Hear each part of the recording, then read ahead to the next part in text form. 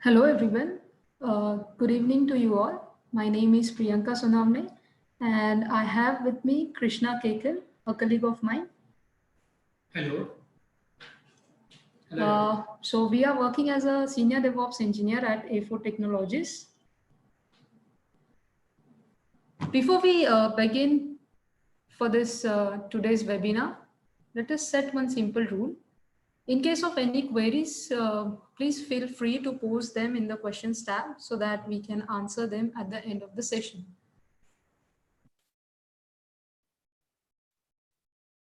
Okay, so I hope you all have gone through this information of why you should attend these webinars, who can be part of this community, and what can you expect from these webinars. If not, please check this information posted on our A4's LinkedIn account. So in today's webinar, we are going to learn about continuous integration, the part 2, under which we are going to see the continuous build and code analysis. We'll also, in the session, we'll also add one more session of Jenkins in this webinar today. So our today's agenda would be, we'll cover the static code analysis, in which we'll see what is static code analysis, and we'll take an example of SonarQube, under which we'll see its integration and architecture. The second topic would be continuous build, under which we'll study what is the continuous build, why it is required, and here we'll take an example of Maven. So followed by our Jenkins session today. So let's get started. So what is static code analysis? Well, in IT industry, the development teams are always under pressure since the quality releases need to be delivered on time. Again, coding and compliance standards, they are also need to be met, and mistakes are not an option. So that's why development teams use static analysis tools. So static code analysis is best described as a method of debugging by examining source code before a program is run. It's done by analyzing a set of code against a set of coding rules. This type of analysis addresses weakness in source code that might lead to vulnerabilities. Of course, this may also be achieved through manual code reviews, but using automated tools is much more effective. Static analysis is commonly used to comply with coding guidelines and industry standards. Static code analysis is performed early in development before software testing begins. Now, let's see what is the difference between static analysis and dynamic analysis over here. So, well, both types of analysis, they detect defects only, but the big difference is where they find defects in the development life cycle. Static analysis identifies defects before you run a program, that is between the coding and unit testing, whereas dynamic analysis identifies defects after you run a program, example, during unit testing. However, some coding errors might not surface during unit testing. So there are defects that dynamic testing might miss, but then the static code analysis can find them. So static code analysis is used for a specific purpose in a specific phase of development. But again, there are some limitations of static analysis too. So let's see what are all the limitations of static analysis. First, there's no understanding of developer's intent. So let's consider this small function wherein we are calculating the area by taking length and width as an input, and the sum of length and width, we are taking it as an output. So here, a static analysis tool may detect a possible overflow in this calculation, but it cannot determine that the function fundamentally does not do what is expected. Second, rules that are not statically enforceable. Yes. So let's take an example. Consider a simple rule wherein will use comments consistently and in a readable fashion. So in this case, some coding rules, they depend on the external documentations or they are open to subjective interpretation, and thus they cannot be enforced. Next, possible defects lead to false positive and false negatives. So in some situations, a tool can only report that there is a possible defect. The result is like it's undecidable. Let's take one small code snippet over here. So let's consider this small code wherein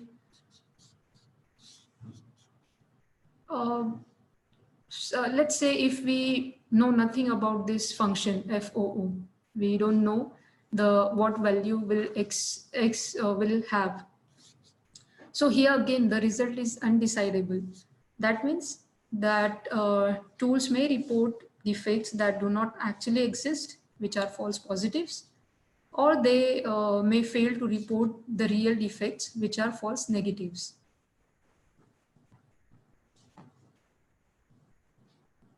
Okay, now let's check the most widely used static code analyzer, which is SonarQube. It's formally known as Sonar, and it is an open source tool suite to measure and analyze the quality of the source code. This SonarQube is implemented in Java and is able to analyze the code to detect bugs, code smells, and security vulnerabilities of about more than 25 programming languages. Anything that affects code base, from minor styling details to, let's say, critical design errors, is inspected and evaluated by SonarQube, which then helps the software application developers to identify the issue and its effect. As can seen in the sample report created by Sonar here. So this report is generated by Sonar. So now in order to fully enforce a code quality practice across all the teams, you need to set up a quality gate. So now what is a quality gate? A quality gate is a set of conditions the project must meet before it can qualify for the production release, which means the management sets some conditions which needs to be met before the whole project is sent into the production. So that is where exactly we need the quality gate.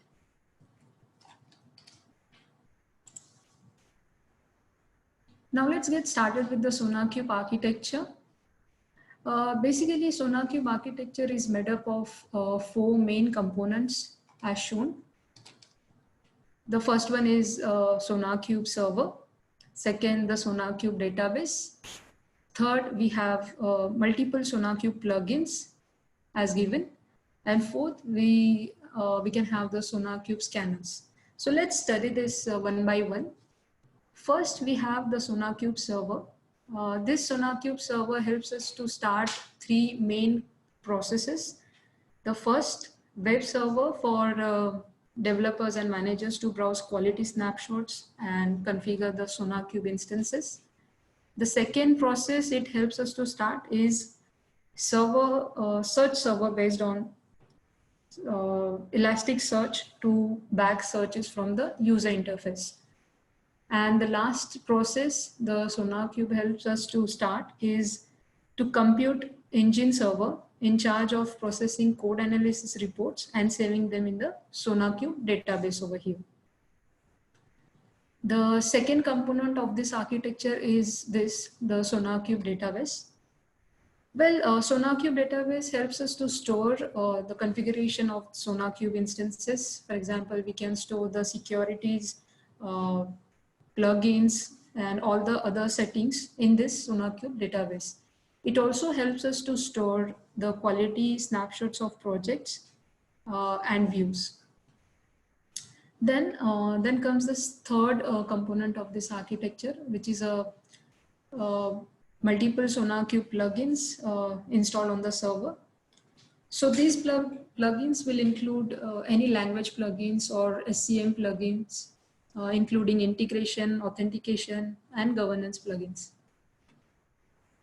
Then we have the fourth main component of architecture is we can have one or more sonar scanners running on the build or a continuous integration server to analyze the project.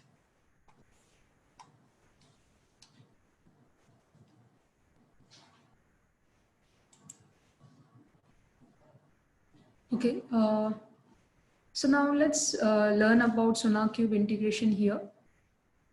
This given image is a set of 7 steps wherein it shows the integration of SonarQube. Let's see these steps one by one. So first, the developers, they write their code in their own IDEs, which are integrated development environments, and use this sonar lint to run the local analysis of their code on their local system. Once the code is analyzed by this sonar lint, they would push this code to their preferred source code management, which can be the Git repositories, Bitbucket, SVN, and so on. So once the code is being pushed to this Git repository, the continuous integration server would trigger an automate build, and the execution of sonar scanner required to run the SonarQube analysis over here on this code. So once the continuous integration has has triggered the automated build, then this SonarQube analysis would create or would generate one report. Then the analysis report is sent to the SonarQube server for further processing. So once the report is generated and sent to the SonarQube server for further processing, the SonarQube server process and stores the analysis report, results in the SonarQube database, and displays the result in the user interface. Then later on, the developers, they review, comment, challenge their issues to manage and reduce their technical debt through the SonarQube user interface.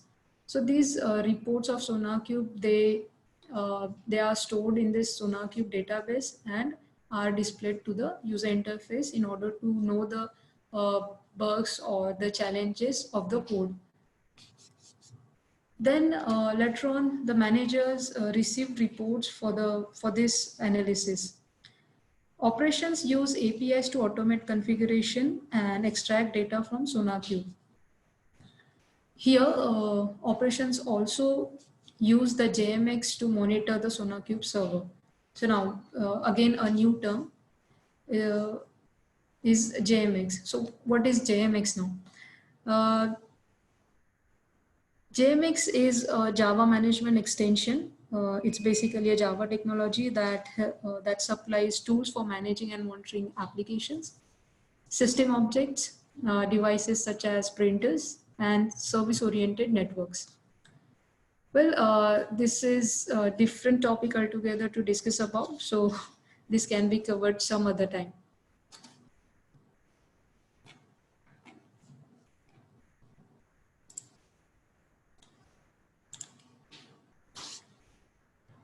Okay, so here's the second topic of our webinar, which is continuous build tool. Let's understand what is continuous build tool first. Build tool is used to generate a deliverable from the source code and resources for deployment of the project. Building incorporates compiling, linking, and packaging the code into a usable or executable form. Basically, build automation is the act of scripting or automating a wide variety of tasks that software developers do in their day-to-day activities.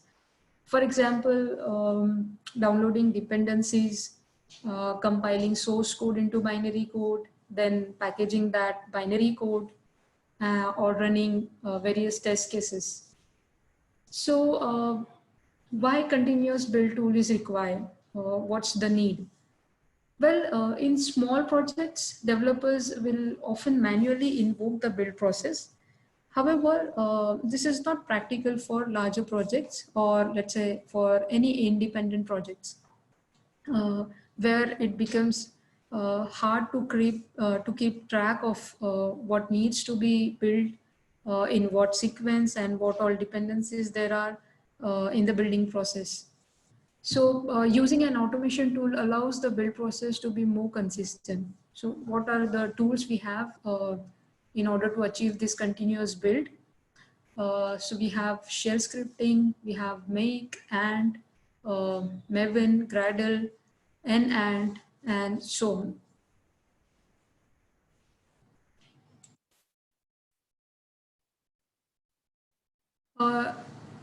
Now here we'll take an example of Maven as a build tool. Maven is build automation tool used primarily for Java projects. So Maven is centered around the concept of POM files, that are project object model files.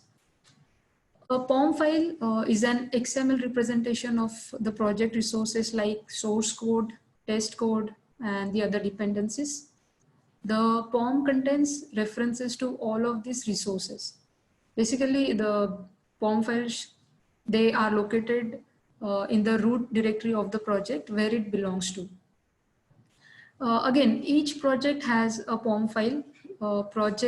If a project is divided into, let's say it's sub projects, then the sub projects will typically have one POM file for the parent project and one POM file for each of the sub projects. So this structure allows both the total project to be built in one step or any of the sub projects to be built separately.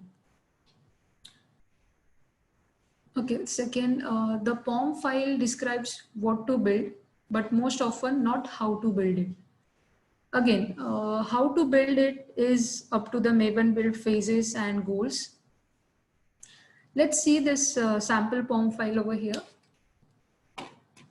So it's a small sample POM file in which there are 4 major elements starting from model version to version. Let's see these 4 tags are what they say. So first, the model version. Well, the model version element sets what version of the POM model you are using. Ideally, you should use the one that is matching the Maven version you are using. In this case, the version 4.0.0 matches Maven's version 2 and 3. Second, the group ID. So the group ID element is a unique ID for an organization or for a project. Third, the artifact ID. The artifact ID element contains the name of the project you are building. In this case, the artifact ID would be Java Web Crawler. The artifact ID is used as name for a subdirectory under the group ID directory in the Maven repository. Then we have the last tag of version. So the version ID tag, this contains the version number of the project. Let's say if your project has been released in different versions, for example, an open source API, then it is useful to version the builds. That way, users of your project can refer to a specific version of your project. The version number is used as a name for a subdirectory under the artifact ID directory. It is also used as a part of the name of the artifact build. So again, all these above group ID or artifact ID and version elements would result into a jar file, and the jar file would again then put into the local Maven repository at this specific location. Here, I would like to add one more point. Well, if in case your project uses the Maven directory structure and your project has no external dependencies, then this minimal POM file is all you need to build your project. That's it. I mean, no other elements are needed.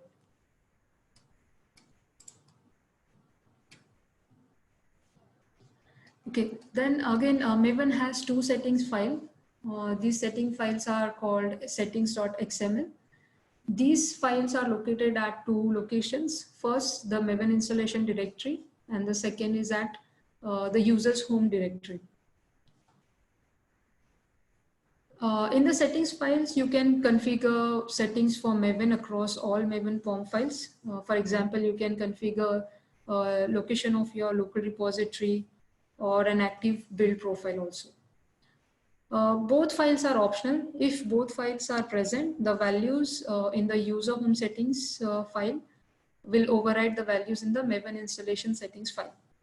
When you have installed Maven and have created a POM file and put the POM file in the root directory of your project, you can run Maven on your project.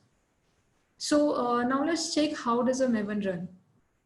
Well, running Maven is done by executing the mvn command from the command prompt. When executing the mvn command, you pass the name of a build lifecycle, phase or goal to it, which then Maven executes.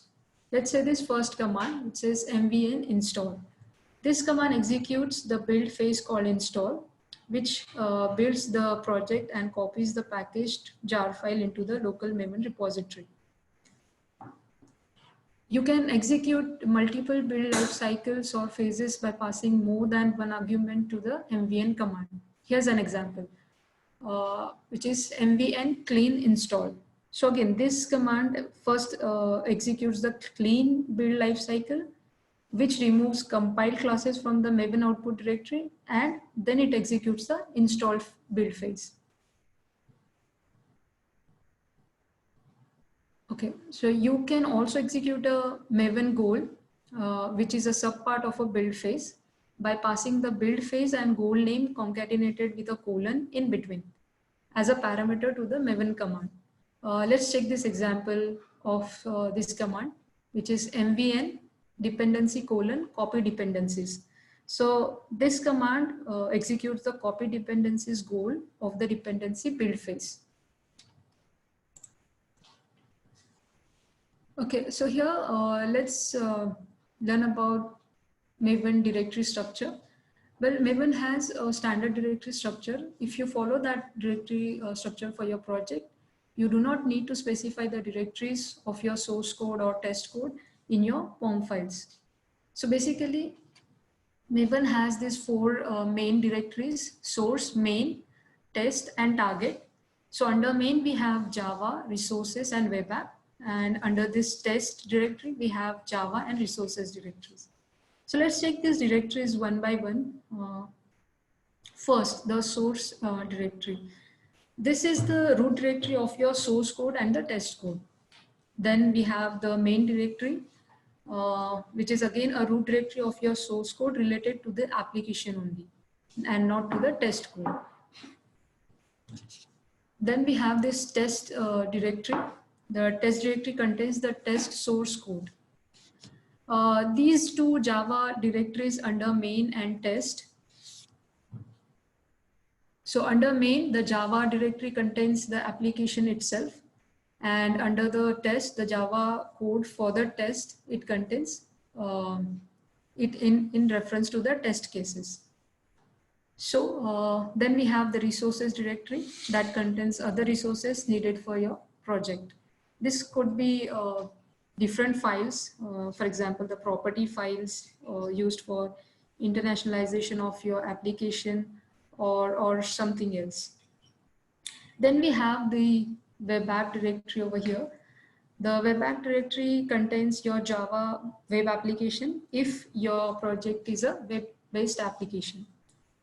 The web app directory will then be the root directory of the web application project. So in the last, we have the target directory. So this target directory is created by Maven only. It contains all the compiled classes, jar files, etc. That are produced by Maven. When executing the clean build phase, it is the target directory which is cleaned.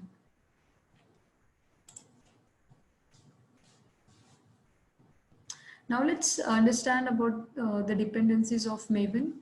Well, Maven has 5 types of dependencies. First, project dependencies, second, external, then snapshot, then we have transitive dependencies, and the fifth one is exclude dependencies. So let's start with project dependencies. In Maven, Maven has the ability to manage the dependencies in there of the built-in dependencies. You need to specify your project dependencies inside the dependencies element in the POM file. So here's an example on the right. You will have to specify the dependencies inside the POM file under the element dependency. So this tag would be referring to the dependencies of your project. Okay. Notice the dependency element. Each dependency element describes an external dependency here. Each dependency is described by its group ID, artifact ID, and the version. You may remember that this is also how we identified the project in the beginning of the POM file. Okay, so this is the second dependency of Maven, which is an external dependency. An external dependency in Maven is a dependency which is not located in a Maven repository, neither on local, central, or remote. It may be located somewhere on your local hard drive, for example, in the library directory of the web app. So the word external thus means external to the Maven repository system, and not just to the and not just external to the project. When we specify such dependency, the group ID and artifact ID are both set to name of the dependencies. That is the name of the API used. So this is the third type of dependency, which is a snapshot dependency. These dependencies are under development. Instead of constantly updating the version numbers to get the latest version, you can simply depend on a snapshot version of the project. Snapshot versions are always downloaded into your local repository for every build, even if matching snapshot version is already located in your local repository. Always downloading this snapshot dependencies assures that you always have the latest version in your local repository for every build. Okay, so here is the fourth dependency, which is a transitive dependency. Let's say if your project depends on a dependency, say ABC, and the dependency ABC itself depends on another dependency called XYZ, then your project has a transitive dependency on XYZ. Now that's quite simple. If the element A depends on the element B and B depends on element C, then the element A would have an indirect dependency on C. Let's check the last type of dependency, which is an exclude dependency. So sometimes the direct dependency of your project may clash with the transitive dependencies. Now, what do you mean by clash? So clash here means version clashes. That is, the transitive dependency is of older version and you have used the newer version in your project. So how do you know which of the two versions will be used? The simple solution is to specify that the old version of the transitive dependency should be excluded using the exclusion tags here, as it is shown in the exclusion tags. This is also referred to as dependency exclusion. So now let's try to understand this Maven repositories. Well, Maven repositories are directories of packaged jar files with extra metadata. So the metadata are POM files describing the projects in each packaged jar file where it belongs to, including what external dependencies each package jar has. So basically Maven has three types of repositories. First, local, second, central, and the third, remote repositories. Let's see these repositories one by one. A local repository is a directory on the developer's computer. So this repositories will contain all the dependencies Maven downloads. And the same Maven repository is typically used for several different projects. Thus, Maven only needs to download the dependencies once, even if the multiple projects depends on them. The second is the central repository. Well, the central Maven repository is a repository provided by Maven community only. By default, Maven looks in this central repository for any dependencies needed that are not found in your local repository. Then we have the remote repository, which is on a web server from which Maven can download dependencies just like the central repository. A remote repository can be located anywhere on the internet or inside a local network. Okay, again, so this is the important information about Maven, wherein we'll see what is the build life cycle of Maven, phases, and its goals. Okay, so Maven, when Maven builds a software project, it follows a build life cycle.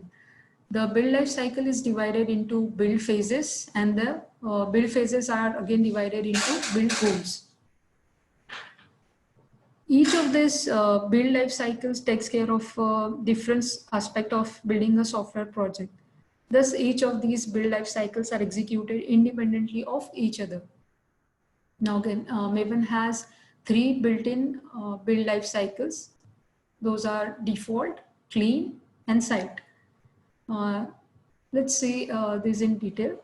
So what is the default build life cycle of Maven? So this default build lifecycle of Maven handles everything related to compiling and packaging of your project. Then we have the clean build lifecycle. It handles everything related to removing temporary files from the output directory, including generated source files, compiled classes, and previous jar files. Then we have the third type of build lifecycle, which is a site. So it again handles everything related to generating documentation of your project. In fact, site can generate a complete website with documentation of your project. So you can execute either a whole build lifecycle like clean or site, a build phase like install, which is part of the default build lifecycle, or a build goal like dependency : copy dependencies. Please note, you cannot execute the default lifecycle directly. You have to specify a build phase or goal inside the default lifecycle. When you execute a build phase, all build phase before that build phase in this standard phase sequence are executed.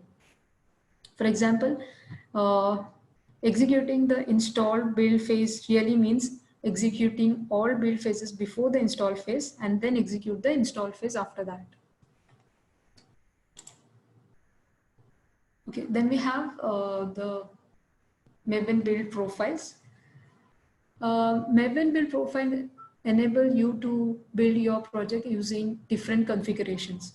So let's say instead of creating multiple separate POM files, you can just specify a profile with the different build configurations and build your project with this build profile whenever you need it.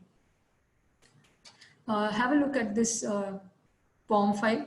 This is a profile of Maven, a build profile wherein you are going to specify your configurations. Maven build profiles are specified inside the POM files, inside the profiles element. So this is the tag of profile under which you are going to specify the POM files. A build profile describes what changes should be made to the POM file when executing under the build profile. This could be changing the configuration file to use or different dependencies to use. Inside the profile element, you can see an activation element. This element describes the condition that triggers this build profile to be used. So one way to choose what profile is being executed is in the settings.xml file, which we have seen in the initial stage. There you can set the active profile.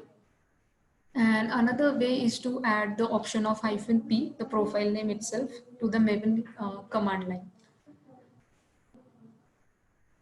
So up till now, we have covered the topics on static code analysis and continuous build.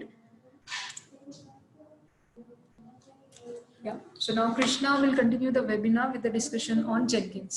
Thank you. Thank you, Priyanka. So we will be discussing on Jenkins thoroughly.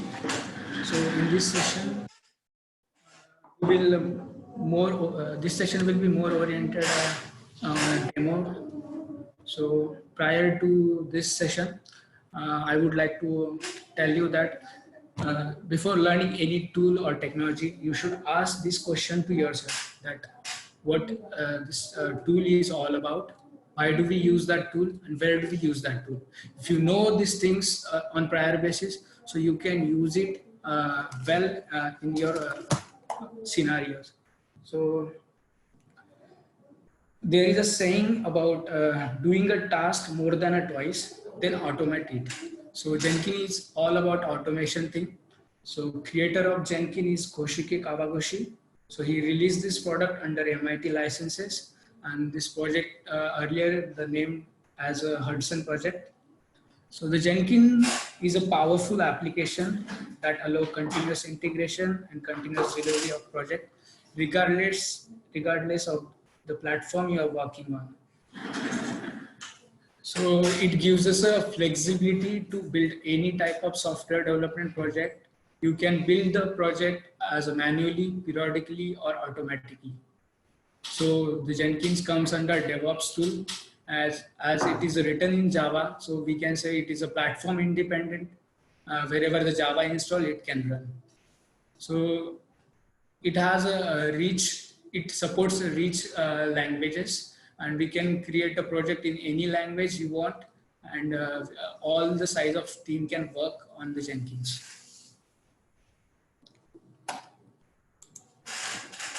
So why and where do we use Jenkins? So let's take a scenario that developer checks into the source code repository like Git or TFS. So developer, what they do, they changes the code, they commit that code into the source code repository. So entire SDLC, they do the code changes and commit to the source code repository.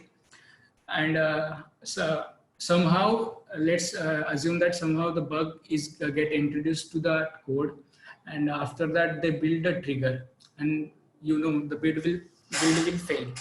So to track that bug, each and every individual developer has to recheck into their codes. So it will be really time-consuming task to check. Each and every developer has to check into their codes. So here Jenkins plays a vital role in it. So as soon as the developer commits that code into source code repository, the Jenkins grabs the latest code from that source code repository, and it will trigger a build. So after that build is triggered, you will get the result. Either it could be pass or it could be failed. So immediately that result will be notified to you, and on this you can take some actions and do the certain changes on it. And other part of Jenkins, after build gets successful, we can we can run the test cases in post build steps. We have lots of plugin for the test cases as well. So you can choose wisely whichever the test cases you want to run. And again, if test cases, even if the build is successful, but test cases gets failed, you will again get notification of that. And you can again change into the code, and again the life cycle will plays from the start. So this is how the Jenkins plays a vital role into the SDFC lifecycle. So story in the short, it plays a role in DevOps tool. It acts like a heart. So plugins. So plugin, this is the basic reason why this Jenkins is popular and yeah, used worldwide. So Jenkins plugin, what they do? So plugin adds functionality to Jenkins. This is why we can use it with the various language, with the various source code system, with the various build. We can run the plenty of test frameworks on the project. So we have Jenkins has over 1,000 plugins right now in the system. Some of them are mentioned, like we have version control system plugins like Git, Accura, and so on. You can read it on the slides, as well as we can build those projects into respective build tool like Ant, Maven, MS Build, CMake, and so on, as well as last not but least, the test framework for the each and every test framework. We have plugins like JUnit, NUnit, and so on. So all are mentioned here. So how plugins work? So let's take an example that we have a Mailer plugin, and Jenkins knows how to build a project and get the test result out of it. So what Jenkins do, it grabs the test result and convert it into the reports. So the report is in the human readable format, and what Mailer plugin do, it grabs that report and perform the SMTP operation. So with the SMTP part, it can able to send the mail to the users. So this is how the plugins work. So all this done by the plugins extension and configuration it has in it. So again, regards with the plugin, just like everyone has a mobile phone with them. So whenever you are going to purchase a new mobile phone, you'll have a default application installed in that mobile phone. But when you want a more application to be installed on your mobile phone, so you'll go to Play Store or App Store. Just like we have this managed plugin in the Jenkins, we can update, we can download, we can store, we can upload. Even here you can see that there is a update tab, there is a available tab, there is install tab. You can see the installed plugins. You can see that add plugins and a version of that plugins. And there is an advanced section. I have put advanced screenshot here. So you can install it outside using a browser and upload it here, and you're ready to use that. So likewise, plugin is the most important in Jenkins. And at the installation time, you'll be asked to download or install the suggested plugin, as well as you can choose wisely, manually you can choose and download at the installation time as well. So after installation, you'll be seeing the running the first run of the Jenkins. You'll be seeing this kind of dashboard. We'll see. You'll be seeing that create a new job. So job is nothing but any runnable program which is handled by Jenkins.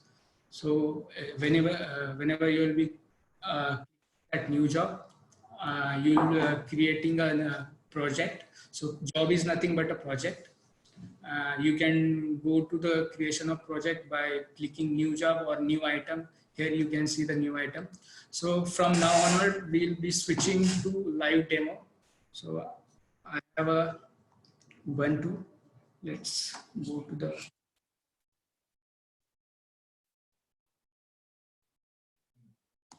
logging into my Ubuntu. I have a major version 18. In that I have installed a Jenkins server. You can see that I have plenty of projects on the dashboards. So this is how the Jenkins dashboard looks like. So most of the features we will be exploring right away, and we will be covering as much part as we can. So you will be more confident after this session, and you will be able to create a project by yourself. So let's get started. Under the new project. So after clicking a new item, you'll be able to create a projects. So we have a different project under this on this page. So everything on this page is not a project. So this is why it was named a new item.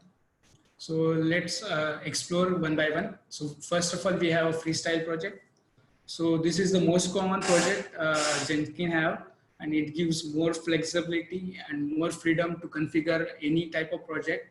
And we can build that project with any build tool. We can store that project in any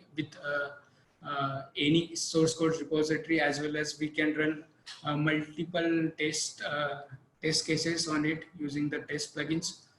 So there was a time, so assume that you want to run a shell command or script command, and you don't want to use any Maven, rather than you want to build it with some other plugins, build tool.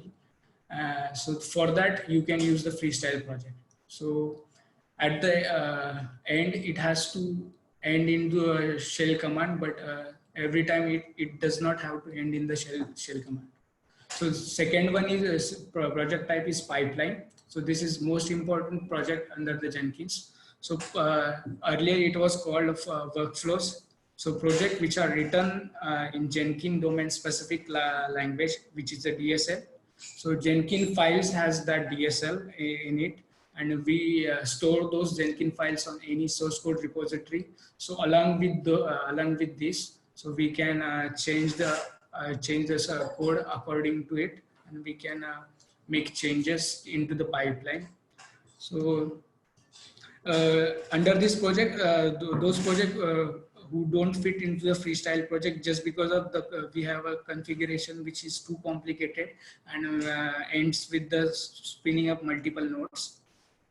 So this is the pipeline projects. So multi-configuration project. So if you want to build a project for different operating systems, just like you want to build a project for iOS, you want to build a project for Android, you want to build a project for Windows. So for all the variety of operating system, you need a different codes, different configuration for that code. The build will be different. So everything will be different. So for that, this type of project will comes under the multi-configuration project. And there is a fourth option, the folder. This is why the tab was called the item. So folder is practically is not a project. It is a container in which we can store multiple items in it, and we can create a hierarchy of the folders. So let's say team 1 and team 2 is working on their respective project. To avoid the confusion, we can store their project into different folders. So whenever the respective project members wants to do change, so they will not change into some other's folder. So likewise, we can use the folder wisely. So we have a GitHub organization. So certain source code management frameworks allows certain repositories organization to organize. So what it does, it helps to Jenkins to interact with those repositories. So Jenkins recognize that, and all repository are part of the organization under that GitHub organization. So the last one is multi-branch pipeline. So under multi-branch pipeline, it is most interesting and important. So in this, Jenkins look for Jenkins files into repositories. So like we have a master branch in the project, and we are creating another branch after the master branch. And in that branch, we are putting our Jenkins files, and Jenkins file has a DSL, and Jenkins will recognize that file and create a whole new project for that branch. So likewise, it will be having new project under that branch, and automation thing will. So why multi-branch pipeline is there? Assume a scenario, you have a lot of features under the project, and you want to break off that feature, one of the feature. For that one feature, you'll be creating another branch. Under that, you'll be putting a Jenkins file into that, and after that, you'll be running that Jenkins file, and it will create a whole new project for that feature. So like how, so that type of project comes under multi-branch pipelines. So this is the new item thing under which you will create types of project according to your need. So there is another section, people. So under people, you'll see it includes all known users, including login identities with them. So those who are committed to the source code repositories will be shown under the people tab.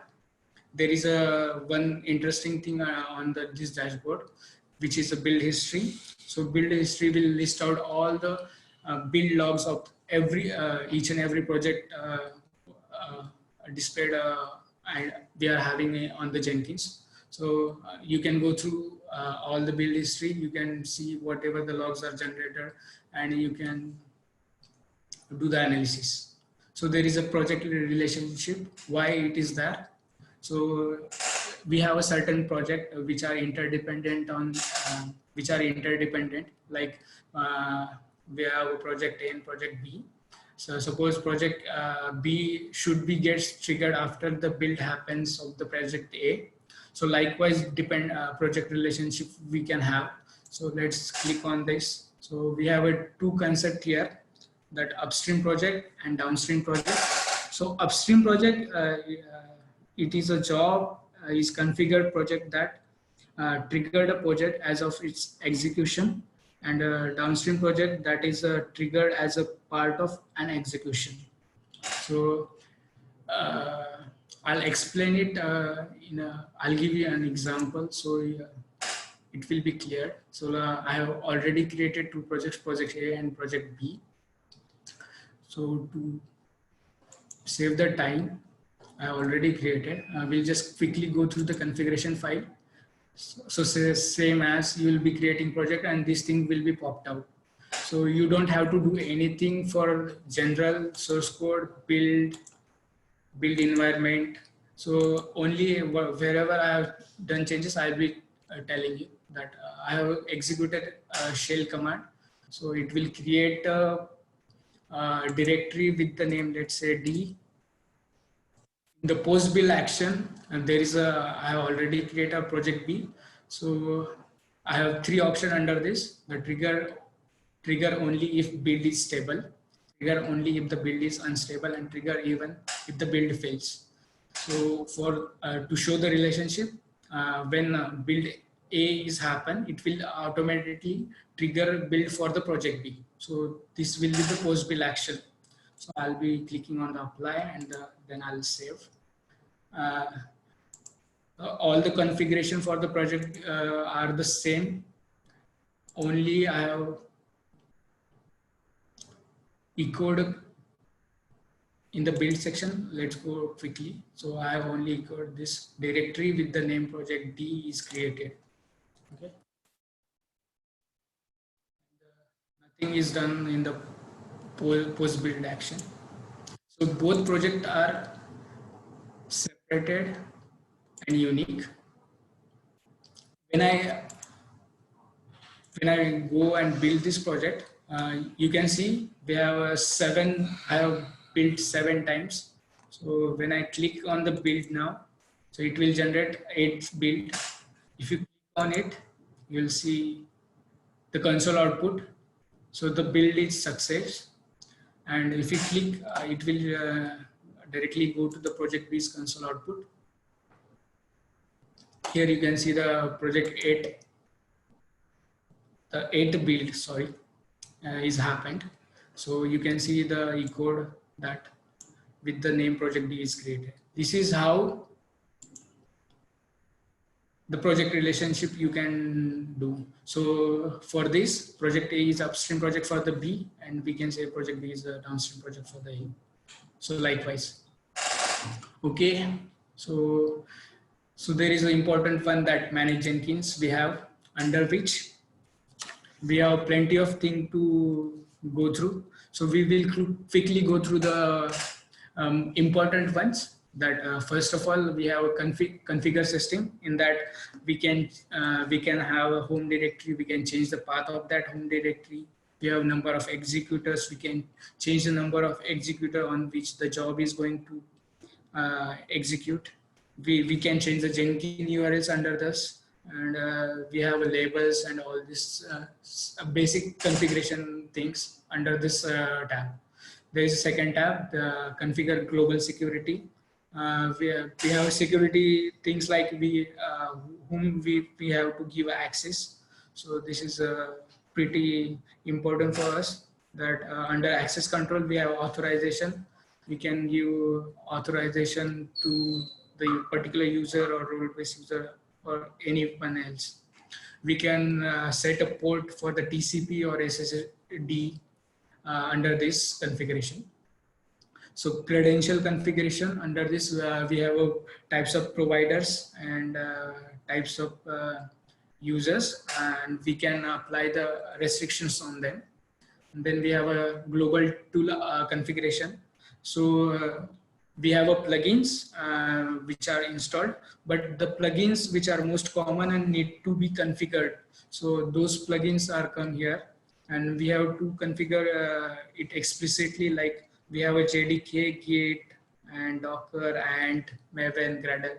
Those tools needs to explicitly configured here as per your need. And there is a managed plugin, as we have already discussed. It is whatever we have for mobile, like App Store, we can add, remove, disable, and enable plugins here. So you can go through quickly. So overall, the Jenkins is very easy to use and install, and one can easily go through it. And there is a important one, the manage nodes. In that, as we are working on the master, you can add multiple nodes to it. So you can create a master slave architecture, and you can perform operation on the respective nodes. So likewise, you can configure it. And under the manage users, you can create multiple users. You can create a roles for them. You can assign a roles for them. So this thing will be pretty important for the organization level. So for every user, you are not going to give the access permission like administrator. So there will be developers, there will be testers. So developer will be do the development things, and those kind of action will be there having, and tester will be only do the testing things. So this is pretty much about the manage Jenkins. So you can create a views according to, as per now, we have a few projects on the dashboards. When you're working in any organization, you'll be having a lot of projects. So as per your need, you can create a view under that. You'll be having a specific project in that view. So you can use and monitor them under the views section. Okay, so we can go back to the slides.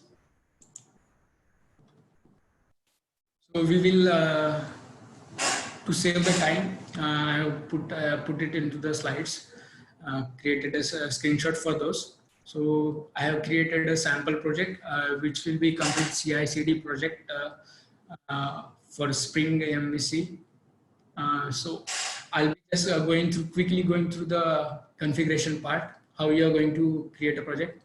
So in the general section, so I have created means I'm using a GitHub repository. So in the general section, you have to click on the GitHub project, and you have to specify the URL. So on the GitHub, you'll get this URL, and then into the source code management tab, as we are taking all the code from the Git, you'll be mentioning the repository URL, the project, wherever the project is located on the GitHub. You have to mention that repository here. You can give the credentials, so that user, only that user can do the actions and can log in and get the access of that. In the build trigger, we have types of build triggers. So as per now, I have used PolySCM and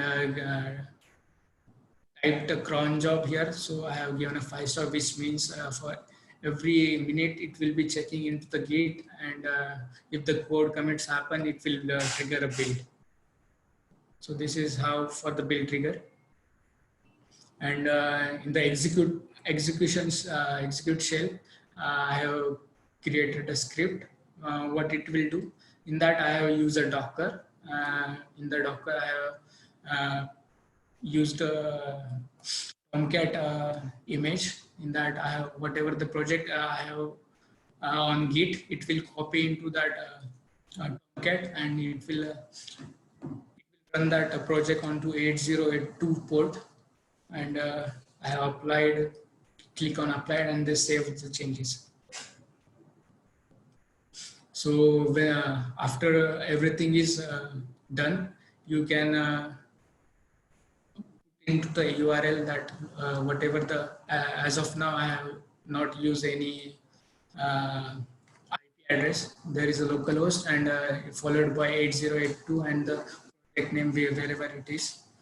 So it will be giving me output as a hello world checking CI/CD. So this is how the complete CI/CD sample project. So hope you have understood the Jenkins part and you are confident enough to create a own CI/CD. So we have assignments. You can quickly go through the assignments. You can read it out and please try to solve them as much as you can. So this assignment, in previous session, we have given a few assignments, and in the continuation with this, the previous assignment, these are the assignment regarding with this session. So please give us a feedback on this webinar, and in case you have any query regarding the webinar or the solution or the assignments, please reach out us and mail us at learning@a4tech.com. So thank you for the joining us. Hope we'll learn a lot in next session as well.